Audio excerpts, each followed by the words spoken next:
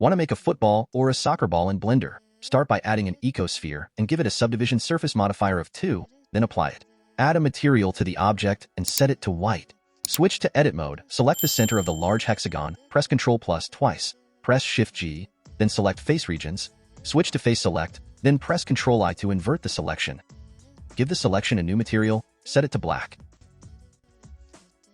Select the hexagon edges by holding Alt and Shift, then press Shift-G, select this time face angles, set the threshold to 0.00001.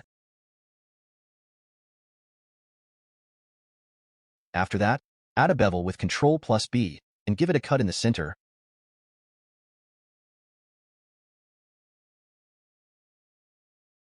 Scale it inward with Alt+S. Then apply a subdivision surface modifiers to smooth it out.